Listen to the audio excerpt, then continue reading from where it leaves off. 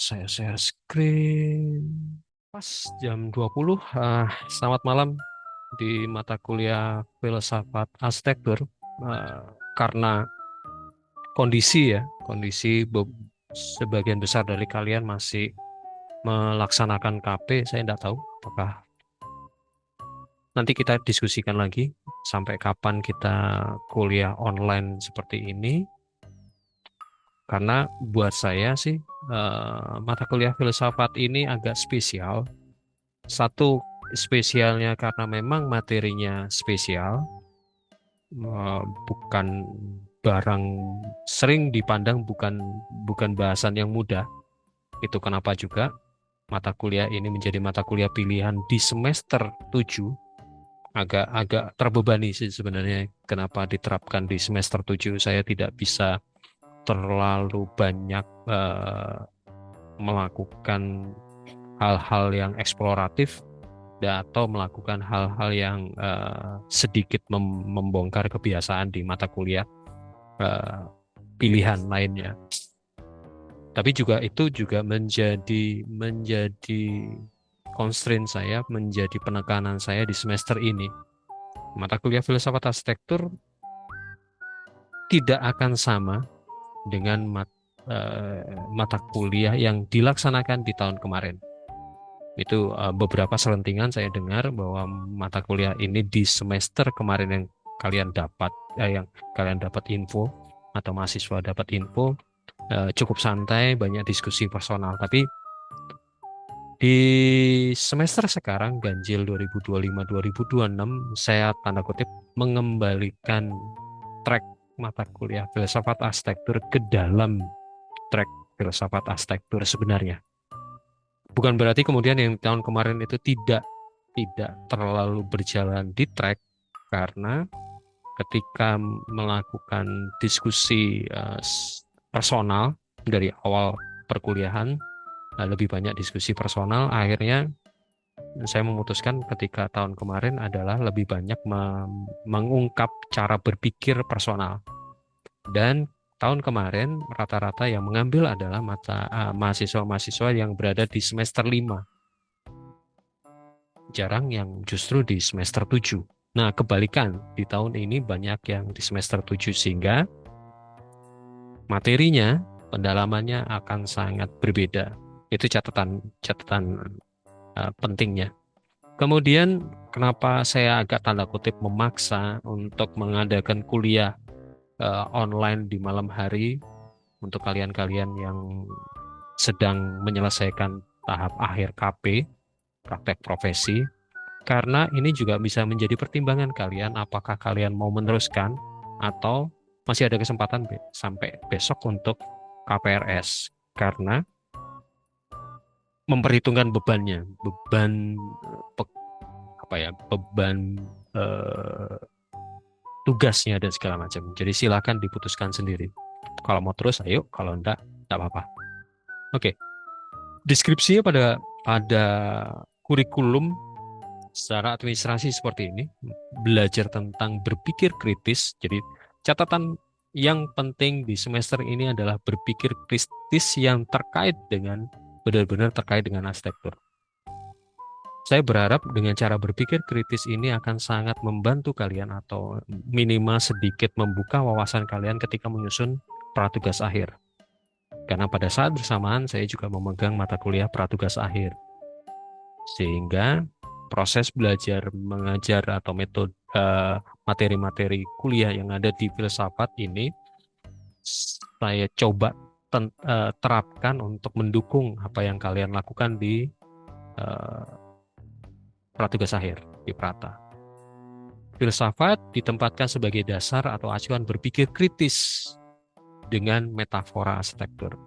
Jadi berbeda dengan yang tahun kemarin, deskripsi maupun capaian pembelajaran yang harusnya ada di atau yang tercantum di kurikulum saya sedikit mengabaikan, justru lebih banyak ke eksplorasi pemahaman personal.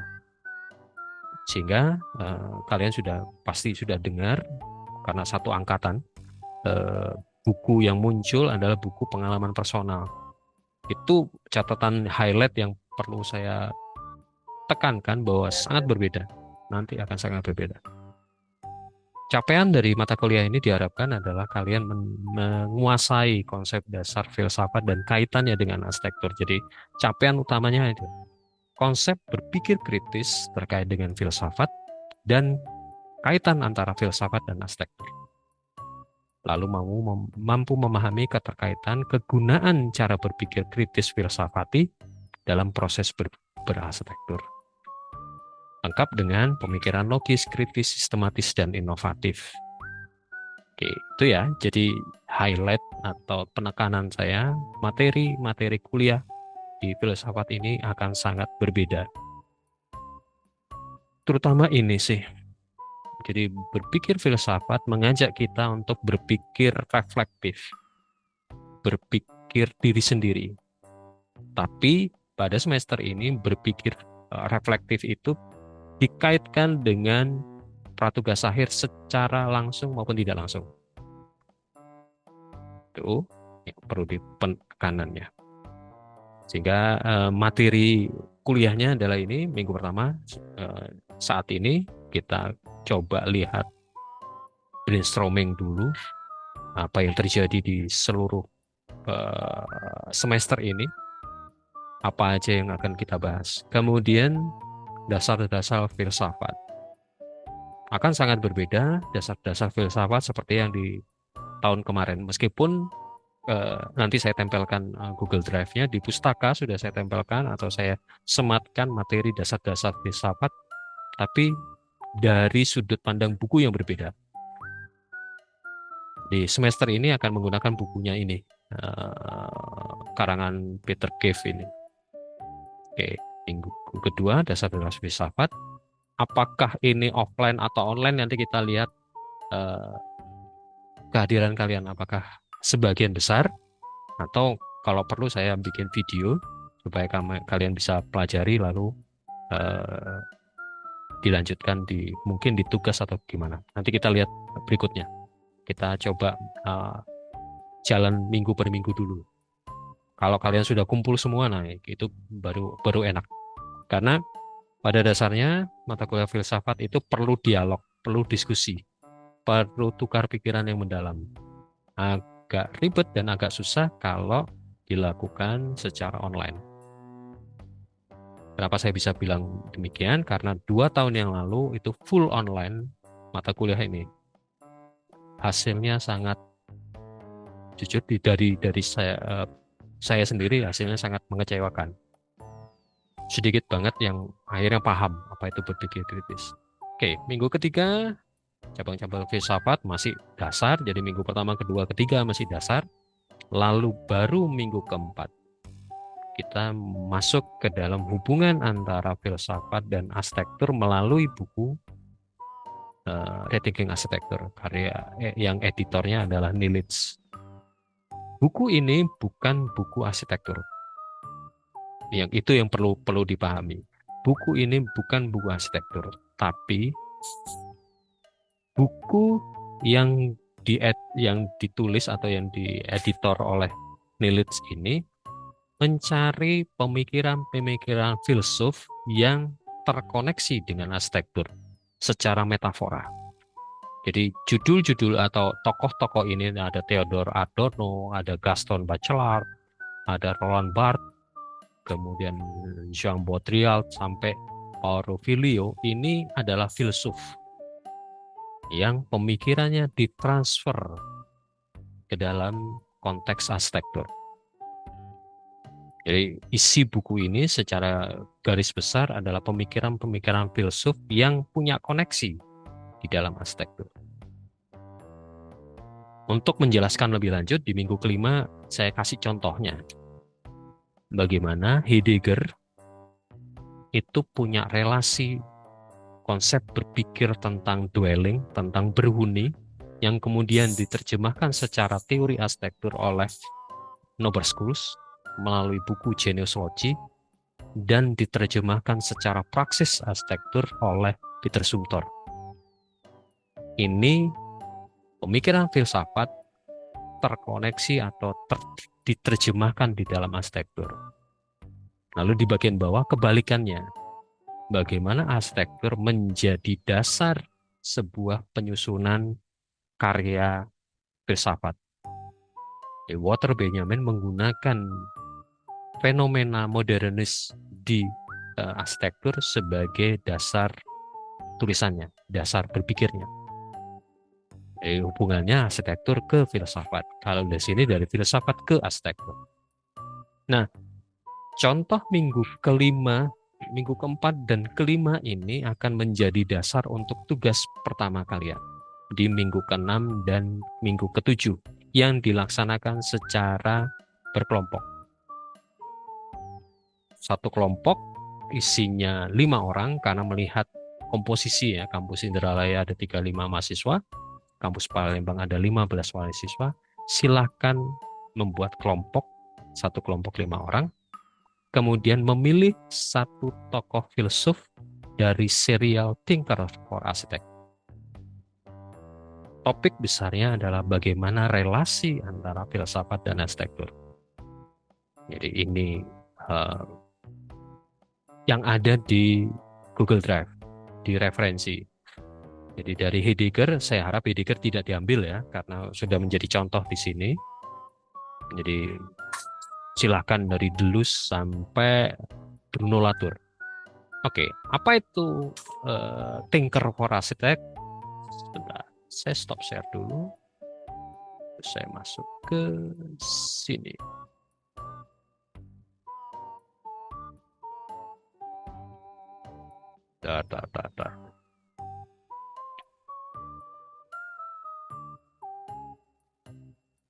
Oke, ini Thinker for Architect. Jadi Routledge punya serial buku Thinker for Architect yang akan terbit di bulan November.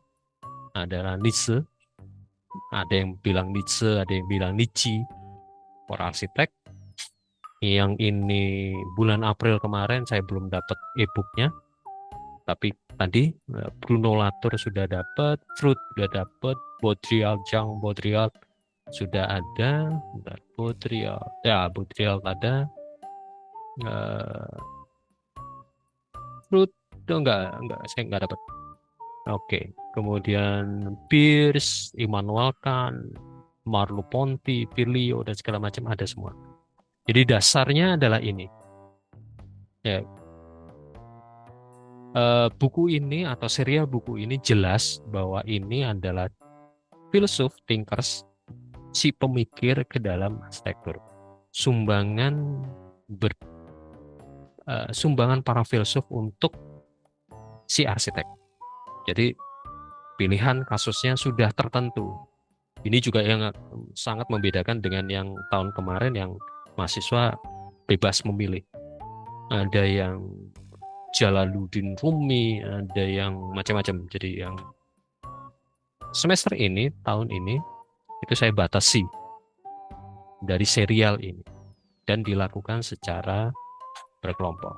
Oke, saya stop share, saya kembali ke sini lagi. Jadi itu ya, itu yang dilakukan di minggu ke-6 dan ke-7. Secara grup diskusi dan di kelas nanti juga kita melakukan diskusi cukup mendalam. Jadi 5 orang akan beradab atau akan mempresentasikan apapun lah, diskusi secara mendalam dengan saya di minggu ke-6 dan ke-7, dan hasil diskusi itu, hasil kelompok tersebut akan dipresentasikan di UTS minggu ke-8. Nah, ini sampai UTS dilakukan secara berkelompok. Kemudian dilakukan secara personal mulai minggu ke-9. Sebelum kalian mengajukan pemikiran, sebelum kalian mencoba mengkaji filsafat atau mencoba membuat keterkaitan antara filsafat dan arsitektur, saya akan memberi sedikit panduan bagaimana menganalisis pemikiran filsafati. Philosophical Analysis Method dari 2 buku ini. Dan sebenarnya ada satu buku saya lupa mencantumkan, ada dari Branco juga. Buku satunya itu cukup tegas bahwa dia mengkritik arsitek terlalu terlalu asik menjadi seorang filsuf. Padahal apa yang dilakukan arsitek itu tidak benar-benar filsafati.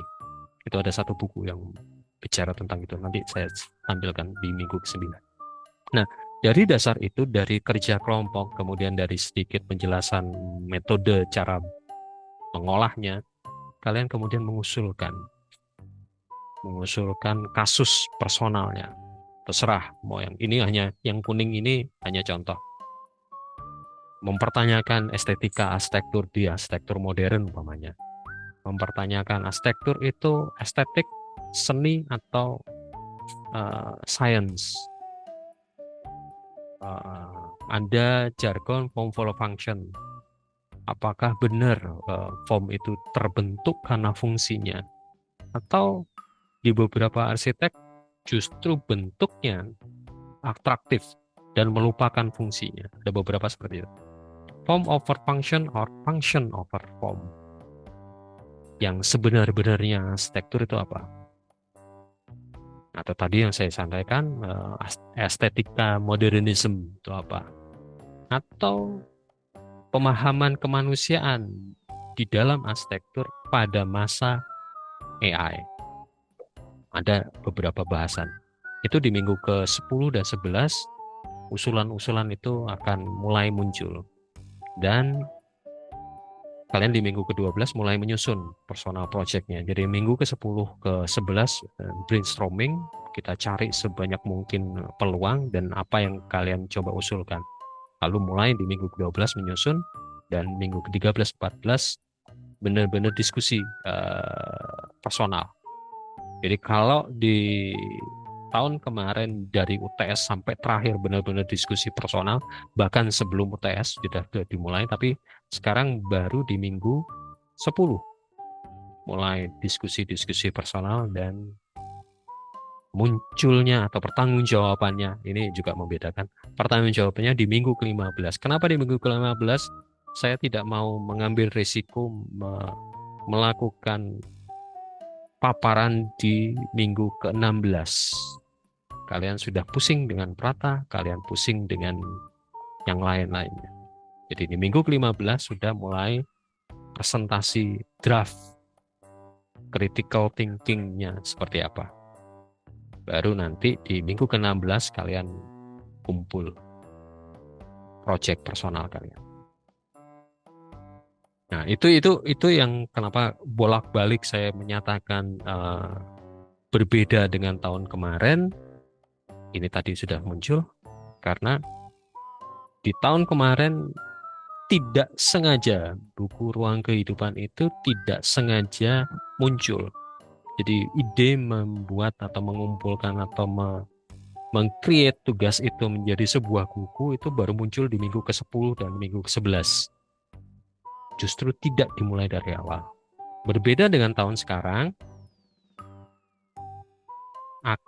justru ide buku itu muncul dari awal. Sehingga apapun yang terjadi, ini draft bukunya. Jadi buku tentang filsafat arsitektur itu sudah muncul dari awal. Ada peserta kecil. Ya udah. Yep. Jadi saya tidak hanya dengan menanti tugas personalnya, tapi benar-benar melakukan dari awal. Jadi tugas-tugas kalian hanya muncul nanti di bab 5 sampai bab 12. Tentu ada kurasi yang cukup mendalam. Kalau dibandingkan dengan buku ini, semua karya mahasiswa masuk. Tapi di sini saya benar-benar memilih. Saya benar-benar mengkurasi. Bahkan sampai mungkin kalau yang muncul hanya 3 tugas, ya nggak apa-apa. Itu kenapa saya katakan bahwa semester ini benar-benar saya strict, saya agak kaku. Saya mengembalikan ke track semula. Oke, itu yang saya bisa sampaikan malam ini. Kalau ada yang mau didiskusikan, mau ditanyakan, silahkan. Materi untuk minggu depan, apapun produknya nanti atau apapun jadinya nanti, katakanlah ini, tentang definisi. Apa itu filsafat? Filsafat adalah kegiatan berpikir keras. Berpikir keras dalam pengertian berpikir mendalam sebagai upaya untuk memahami dunia, termasuk diri sendiri, melalui akal sehat dan argumen yang jernih. Filsafat menantang kita untuk memeriksa kembali, jadi sifatnya reflektif. Memeriksa kembali apa yang selama ini kita anggap remeh, kita anggap biasa saja, kita anggap sebuah pemahaman yang umum. Tapi kemudian kita pertanyakan, kita argue lagi, kita bongkar lagi. Seperti yang dinyatakan Plato ini. For this feeling of wonder show that you are philosopher, since wonder is only beginning of philosophy. Lebih kepada wondernya. Terus Albert Einstein menyatakan the important thing is not to stop questioning. Ya, kata curious itu menjadi sangat penting di sini. Curious menjadi sangat mendasar. Rasa penasaran itu buat Albert Einstein dan saya juga akhirnya menyetujui curiosity has a own reason for existence. Kalau Descartes mengatakan saya berpikir maka saya ada, sebelum kata saya berpikir maka saya ada adalah saya selalu penasaran. Ketika saya penasaran maka saya berpikir. Ketika saya berpikir maka saya ada. Eksistensi sebagai manusia ketika dia berpikir. Latar belakang ketika dia berpikir adalah ketika dia mempertanyakan hal-hal, banyak hal. Kenapa dia bertanya? Karena dia penasaran. Jadi kenapa filsafat itu terkadang sedemikian rumit? Karena selalu bertanya, selalu mempertanyakan, selalu berargue. Karena menurut Socrates, hidup yang tidak diuji, hidup yang tidak dipertanyakan, tidak worth it untuk dihidupi. Konteks yang lain, nah kalau begitu, mengapa hidup ini sulit? But over-examined life makes you wish you were dead. Selalu bertanya, selalu mempertanyakan, segala hal membuat kita frustasi dan kita ingin mati. Ya, berpikir yang lebih sehat, katanya si Saul Bellow. Given alternative, I rather be living, lebih hidup. Kembali ke Descartes tadi, ya, berpikir itu demi hidup.